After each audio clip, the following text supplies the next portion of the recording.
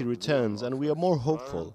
We no longer see the events happening like last Friday, and security forces are gradually returning. Today you don't hear about more clashes, which shows that generally things are getting better. The opposition itself is very divided. But this doesn't mean that we won't talk to all parties. In the end, the main thrust of their demands is the same. But the demands of the international community seem to have changed. In a surprise comment on Saturday, the former U.S. ambassador Washington sent to Cairo to talk to the Egyptian president seemed to back off on none too subtle hints that Mubarak must go. I therefore believe that President Mubarak's continued leadership is critical. It's his opportunity to write his own legacy. He's given 60 years of his life to the service of his country. This is an ideal moment for him to show the way forward. U.S. officials quickly said he was speaking as a private citizen and his views were his own. But Western diplomats have been slowly changing their emphasis from the need for immediate transition to the need for an orderly one. With Hillary Clinton saying that could happen under Vice President Omar Suleiman, who reportedly doesn't want to ask Mubarak to leave office right now. And that won't satisfy the tired but proud protesters in Liberation Square. There may be some changes in Egypt's ruling party and even in the views of the international community, but they say they aren't going until their president does. Nick Spicer, Al Jazeera. Well, the U.S. Secretary of State Hillary Clinton has been sticking to a more measured stance from the White House. Speaking at a security conference in Munich, she reiterated President Obama's call for change. I urge the leaders of the region to address the needs and aspirations of their people and offer a positive vision for the future, for their sake and for ours. Because the region is being battered by a perfect storm of powerful trends, the status quo is simply not sustainable. OK, well, let's talk now to Joshua Stacker, a Middle East expert and political science professor at Kent State University. He joins us live from the US city of Pittsburgh. Let's first of all look at this development that the Muslim Brotherhood is going to hold talks with the government later on Sunday. It says that it will hold the demands of the youth as a basis for talks, and it wants to ascertain the seriousness of officials towards the demands of the people. Do you think these talks are the turning point that will break the impasse that the protesters need? Well, I think that these talks and the Muslim Brotherhood's participation in them are you know, another sign that the protesters are sort of losing some steam.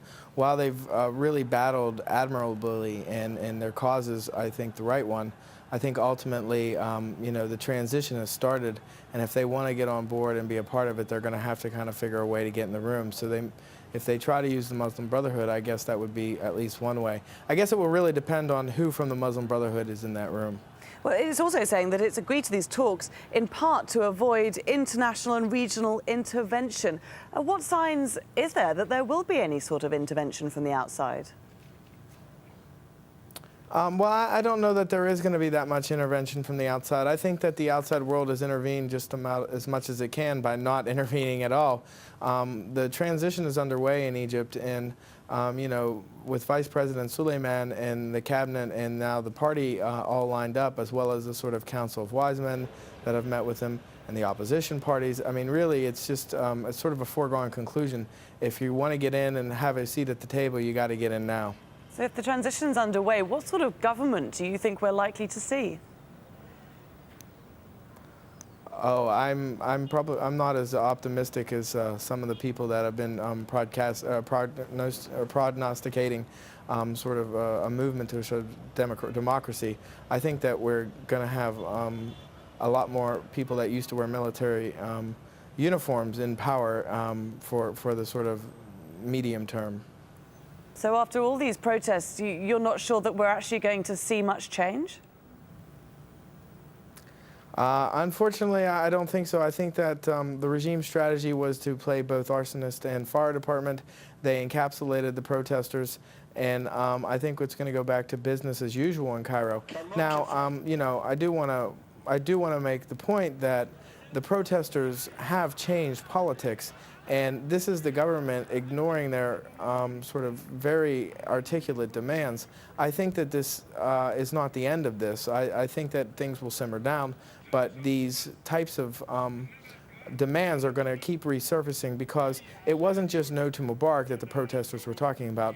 It was no to being ruled by a military government. And so while things may slow down, I think that in the future we're going to see more protests along this like.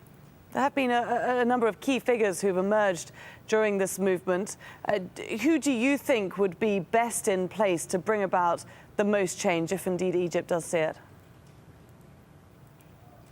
I think that, you know, in terms of the sort of youth in the sort of streets, they need to kind of come together and choose a couple leaders, as well as probably attach their sort of demands to Mohammed al-Baradei. Not because I believe they believe in Baradei's mission, but I think that he at least represents a sort of outside, untainted figure. The problem with even the Muslim Brotherhood, the opposition parties, the sort of these Council of Wise Men, and the sort of people that are in the National Democratic Party, I mean, these people were all tainted with the past of the sort of Mubarak politics. Hillary Clinton, US Secretary of State, has been warning yesterday, on Saturday, of a perfect storm happening in the Middle East. Do you think she's right?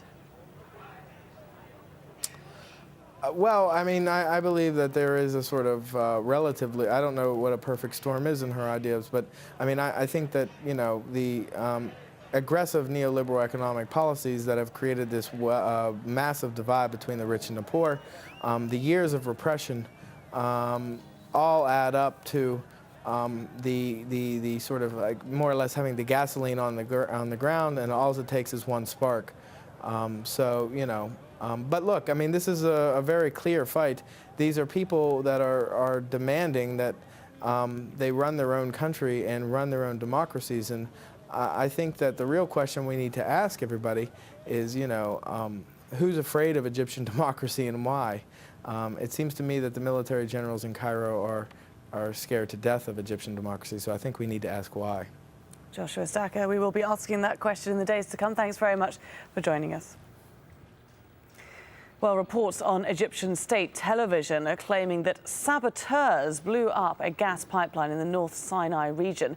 Security sources are blaming what they call foreign elements. The result is severe disruption to gas supplies to Israel and Jordan. Nisreen Al-Shamaila has the story from Amman. Flames roar hundreds of feet into the sky. An Egyptian gas terminal ablaze. This meant an immediate suspension of gas supplies to neighboring Jordan and Israel. The pipeline in flames supplies gas that is used to generate 80% of Jordan's electricity needs. A real predicament for a resource-poor country.